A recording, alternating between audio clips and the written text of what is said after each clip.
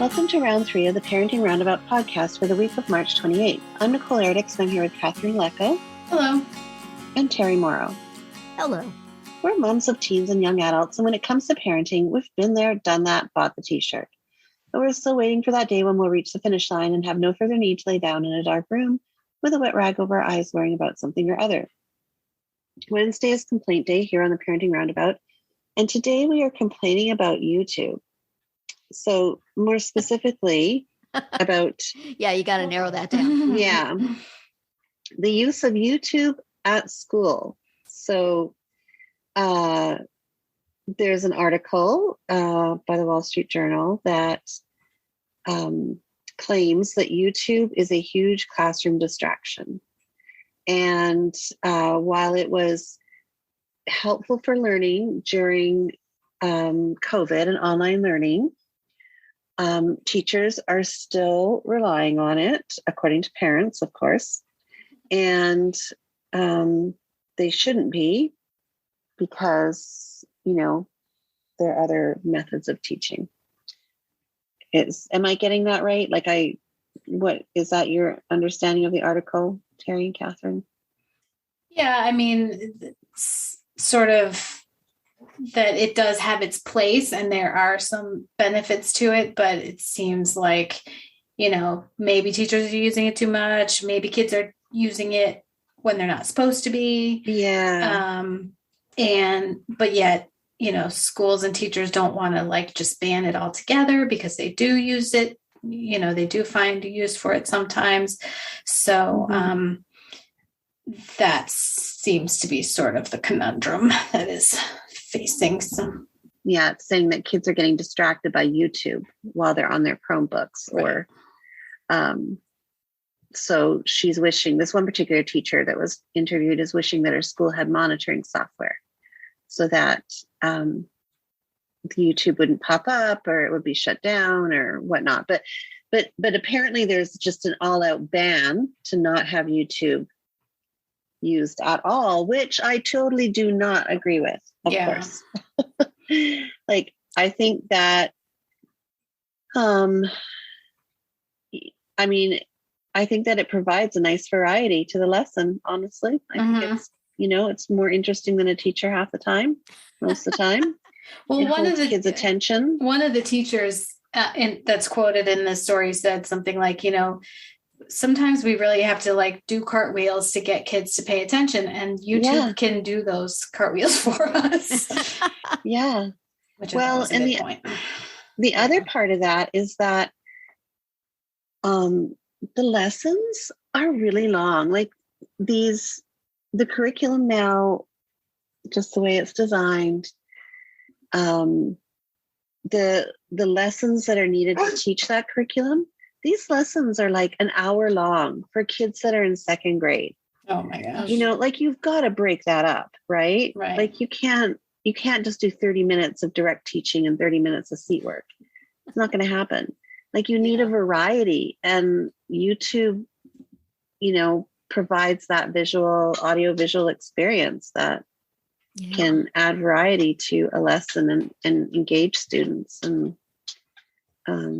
There's just an incredible range of quality, huge. I was going to say, what YouTube videos are we talking about? Right. Because there could there's some great stuff there that, there is no other way to access that information. And then there's, of course, just garbage. So you have to. Right. You can't just paint it with one broad brush, I guess. No. This article, I don't know. It's just kind of really, I don't know. Yeah. I don't know if it's as big of an issue as what it's making it out to be. And quite honestly, if you're going to ban a product that is, it's like banning cell phones, right? You're banning something that is used day in and day out by kids. Right. But you don't want the kids looking at the cell phones in class. Well, there's a time and a place for cell phones in class. I totally think that cell phones were before my time, before my kids' time, really, in school. Yeah, no. They can be used as a learning tool. Really? Yeah. Take that Quizlet. I'm not ready for this brave new world. Or what's Kahoot. what's Kahoot? That's the one I'm thinking of. Kahoot. Oh, Yeah. Wasn't And that I was a like, thing though why too, would you right? take away a kid's main mode of communication? Like that's how kids Because are communicating these days. texting their friend during class. Well, they might How do you be- make sure they use it only for what you want them to use it for? Okay, that's fair enough. I mean, you've got to make sure that there's guidelines and rules around it. But I think with older kids, you They're can recording establish you, the that. teacher, what you're saying, and They're going to do it anyway. I guess so. But maybe they're you can't- recording it and then they can, look at your lesson again Yeah, later. that's They true. need That's they need Exactly. to revisit it. I mean, kids are going to Yeah. access their phones either way. It's like Mhm. writing notes. We did it Evermore anyway, does even not though we approve. weren't allowed to, right? That's right. And So now you it's might so as much well easier. You might as well embrace some of it instead of like fighting it. Yeah, I I guess know. if you can find innovative ways to use it. But Yeah. I always wondered when COVID started and when they were doing all this stuff online, and maybe I heard a podcast that was saying if you could find like the absolute best teacher who gave the absolute best lesson on each thing, and then everybody in the country could watch that same teacher, and you wouldn't need all the other teachers, and you could just have a TA in the room, making sure everybody's logged in. I would be a little worried if I was a teacher. It's like, do I have to compete with YouTube now? Yeah. Do I have No. to be as interesting, or is it like, oh gosh, I wish she would stop talking so we could just watch the YouTube video? There's so much more interesting. No, see, then you can use like a flipped model of instruction where the kids learn from the lesson and then the teacher is there to facilitate discussion and Yeah. activity, right? That I would guess. actually be, and where, they're viewing the video to learn, and then the teachers got, and that's when deeper learning happens and higher level thinking skills.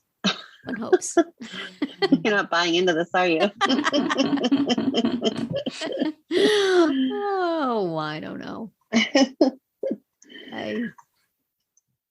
Somebody has to be Mrs. Van Ryn holding up the old guard. Exactly. The show that Catherine and I are watching, and not Nicole, but Right. The Gilded Age. You are the robber barons coming in with this new stuff. New technologies, like new I prefer money. pen and paper. Are there inkwells in the desks? Where are the inkwells? Put plugs in instead. Oh, boy. Oh, boy. Okay. Not right. Yes. Well, it's here to stay. So that's also something that we've learned from the Gilded Age. So True. we just have to follow Nicole's What is lead. it? Inescapable change. Irresistible change. Irresistible change. Yes. We just have to listen to Nicole because she is telling us how to catch up. So It can be done. that'll be it for today's round 3. Tune in tomorrow when we're going to stay on the subject of technology and obsess about LinkedIn FOMO. And then on Friday, we're going to share our Roundabout Roundup picks. Find all our episodes at parentingroundabout.com and talk back in the comments there on our Facebook page or on Twitter. You'll find us at Roundabout Chat.